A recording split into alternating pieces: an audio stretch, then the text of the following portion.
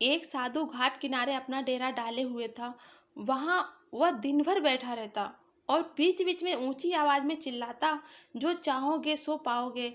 उस रास्ते से गुजरने वाले लोग उसे पागल समझते थे। वह उसकी बात को सुनकर अनसुना कर देते और जो सुनते वह उस पर हंस देते थे। एक दिन एक बेरोजगार युवक उस रास्ते से गुजर रहा था। साधु के चिल्लाने की आवाज उसके कानों में पड़ी, जो चाहोगे सो पाओगे, जो चाहोगे सो पाओगे। ये वाक्य सुनकर वह युवक साधु के पास गया और उससे पूछने लगा, बाबा आप बहुत देर से जो चाहोगे सो पाओगे चिल्ला रहे हो, क्या आप सचमुच मुझे वह दे सकते हैं जो मैं चाहता हूँ? साधु बोला, हाँ बेटा, लेकिन पहले तुम मुझे ये बताओ कि तुम पाना क्या चाहते हो? वह युवक बोला, बाबा मैं चाहता हूँ कि मैं एक दिन बहुत बड़ा व्यापारी बनूं। क्या आप मेरी यह इच्छा पूरी कर सकते हो?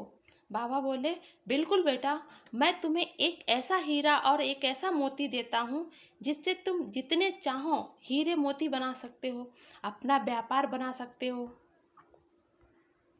साधु की बात सुनकर युवक की आंखों में आशा की किरण जाग उठी।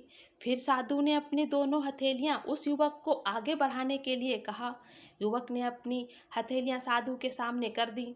साधु ने पहले उसके एक हथेली पर अपना हाथ रखा और बोला, बेटा, ये इस दुनिया का सबसे अनमोल हीरा है। इसे समय कहते हैं। इसे जोर से अपनी मुट्ठी में जकड़ लो। इसके द्वारा तुम जितने चाहो उतने हीरे बना सकते हो, जैसा चाहो वैसा व्यापार बना सकते हो। इसे कभी अपने हाथ से निकलने मत देना। फिर साधु ने अपना दूसरा हाथ युवक के दूसरी हथेली पर रख दिया और कहा, बेटा, ये दुनिया की सबसे कीमती मोती है। इसे धैर्य कहते हैं। ये किसी कार्य में समय लगाने के बाद भी आपको परिणाम प्राप्त ना हो तो इस धैर्य नामक मोती को धारण कर लेना। यदि यह मोती तुम्हारे पास है तो तुम दुनिया में जो चाहो वह हासिल कर सकते हो। युवक ने ध्यान से साधु की बातें सुनी और उन्हें धन्यवाद कर वहां से चला गया। उसे सफलता के प्राप्ति के 2 गुरु मंत्र मिल गए थे।